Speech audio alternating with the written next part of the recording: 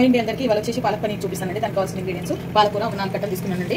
పనీర్ వచ్చేసి 1/2 kg, onion వచ్చేసి ఒక పెద్ద సైజ్ ఆనియన్ తీసుకున్నాను. ఇలా సన్నగా చాప్ చేసుకున్నాను. వాటర్ పెట్టుకున్నాను. వాటర్ మసులుతున్నాయండి. ఇప్పుడు వాటర్లో ఈ పాలకూర వేసేసేయాలి.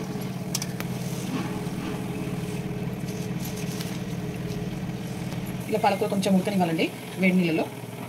ఇప్పుడు బంద్ చేసుకుంటున్నాను. ఇప్పుడు ఈ ఐస్ వాటర్లో తీసుకోవాలండి. ఐస్ వాటర్లో తీసేసుకోవాలి.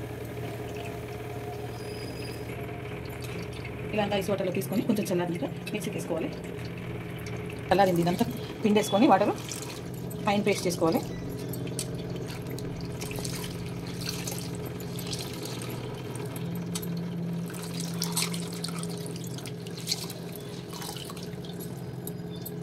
ఒక 4-5 పచ్చిమిరపకాయలు వేసుకుంటున్నాను. స్పైసీ బాగానే తింటాం కాబట్టి మేము స్పైసీ కోసం స్పైసీకి సంబంధించినట్టు మీరు వేసుకోండి.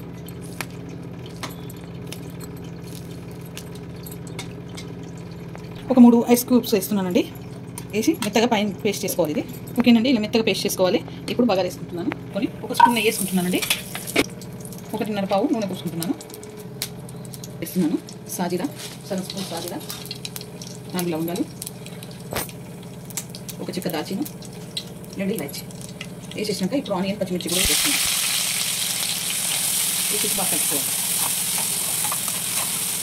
ఆనియన్ బ్రౌన్ కావాలండి. ఇప్పుడు ఒక చెంచా అల్లం వెల్లిపాయ పేస్ట్ వేస్తున్నాను.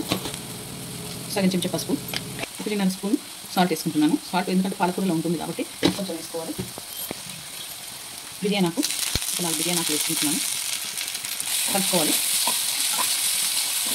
ఓకేనండి. ఇది బ్రౌన్ అయింది. ఇప్పుడు పాలకూర వేసేసుకోవాలి. పాలకూర మొత్తం వేసేసుకోవాలి.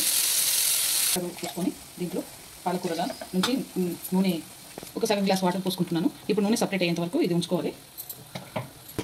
దీంట్లోనే ఇప్పుడు ఒక చెంచా కారం వేసుకుంటున్నాను.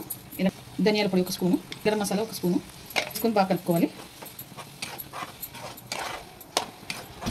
ఇలా తీసేసుకోవాలి. ఇప్పుడు ఇది ఉడికిపోయింది పాలకూర. దీంట్లో పన్నీర్ పీసెస్ అన్నీ వేసేస్తున్నాను. ఇలా వేస్తున్నాను. పైన వేసుకుంటే బాగుంటుంది.